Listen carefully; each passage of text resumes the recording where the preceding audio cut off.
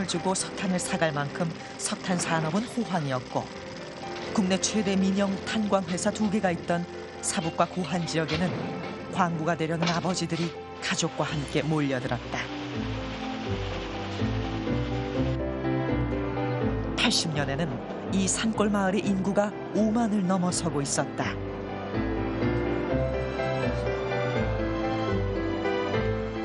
부모를 따라 흘러들어온 아이들로 학교 역시 초만원이었다.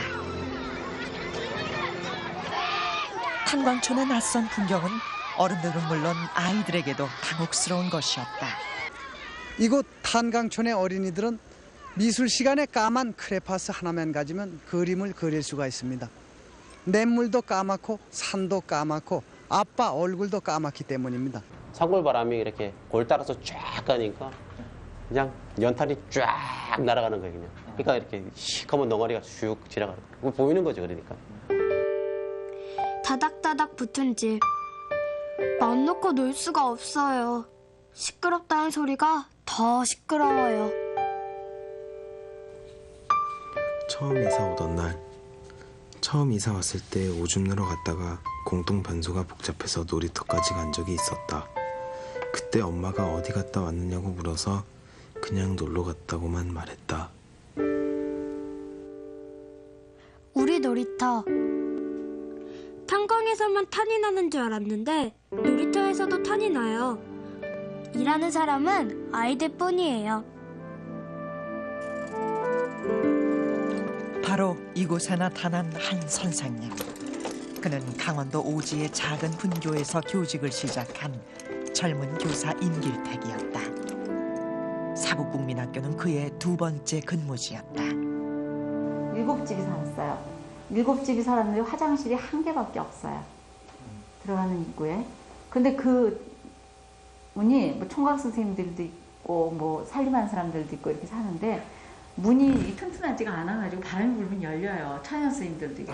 그러니까 목숨 걸고 이거 붙잡고 있어야 되는 거예요. 목숨 걸고. 그렇게 열악했는데 하물며 학교 선생님들 집이 그랬는데 광원들 집은 어떻겠어요? 당시 사북은 한마디로 말해 급조된 동네였다. 짧은 시간에 그것도 아무런 계획 없이 지어진 집과 마을은 전쟁 시기 피난민들의 그것만큼이나 열악했다.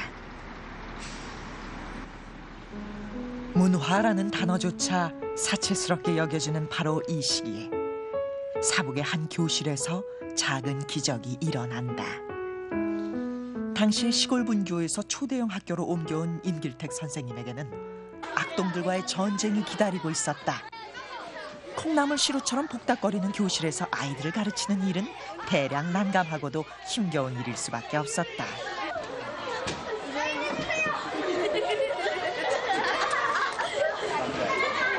그 80년도 그 무렵에는 이 탄광이 아주 가장 번성할 때거든요.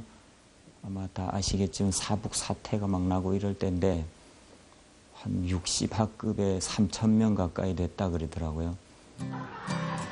물론 아이들을 장악하기 위한 손쉬운 방법도 있었다.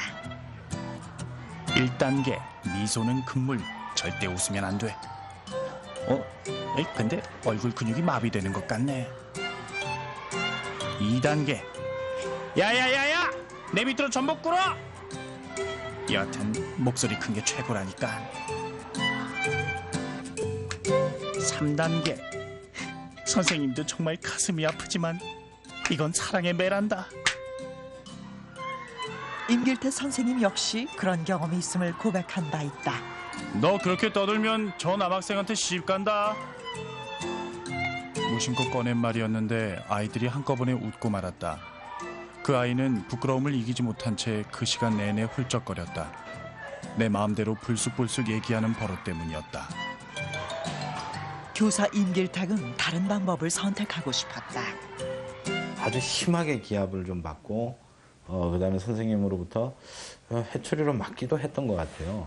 그런데 이제 다 이제 그런 기합이 끝나고 이제 학생들이 다 앉아 있고 선생님께서 교단에 올라오시더니 그 회초리를 가지고 오셔가지고 회초리를 부러뜨리면서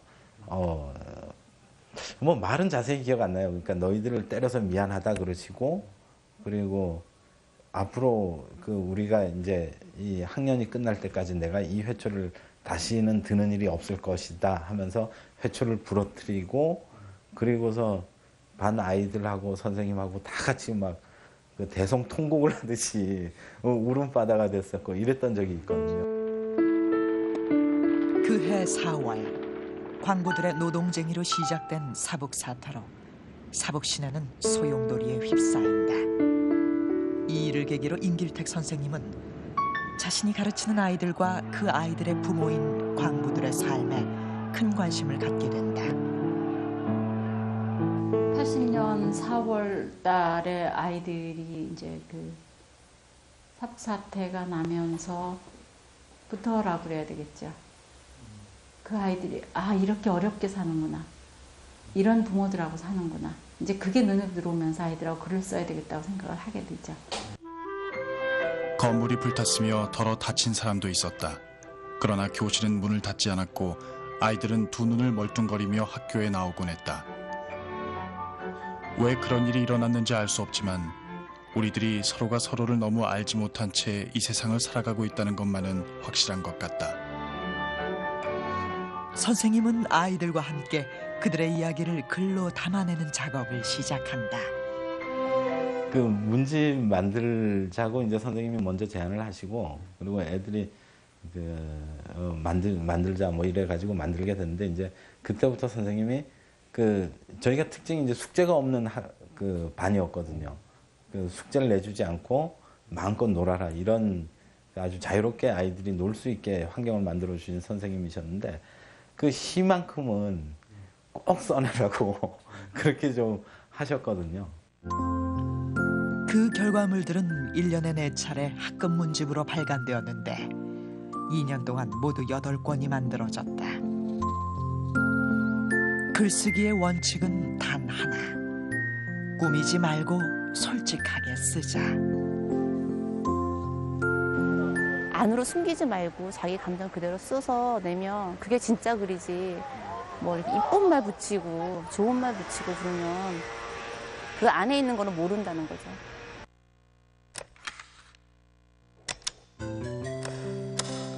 맨 처음에는 사이좋게 살다가 아저씨가 술만 먹으니 이웃집 아줌마는 당신 같은 사람하고 안 살아요 하면서 도망가고, 아저씨는 그 뒤로 라면 신세.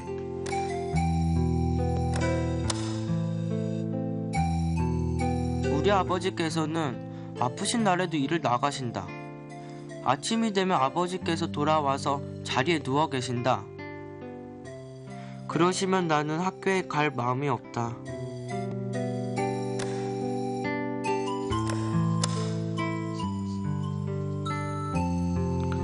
우리 아버지는 술을 잘 잡수신다.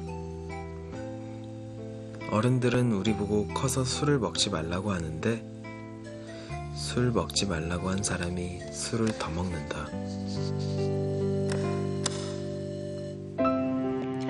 우리는 새빵살이를 하고 있다.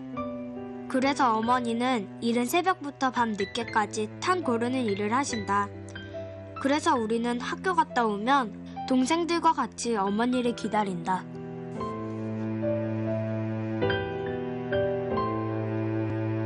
마음 여린 선생님은 아이들의 속마음을 엿보고 말았다. 시를 이렇게 읽으면서 선생님이 좀 많이 와닿는가 봐요. 많이 좀 약간 눈물을 많이 흘려요. 눈물이 좀 많았어요, 선생님. 제가 기억하기에 2번. 항상 눈물이 좀 그러그러하신 것 같아요. 지금 선명하죠. 그때 그게. 그러해가지고 시를 제대로 읽지를 못하셨는데요.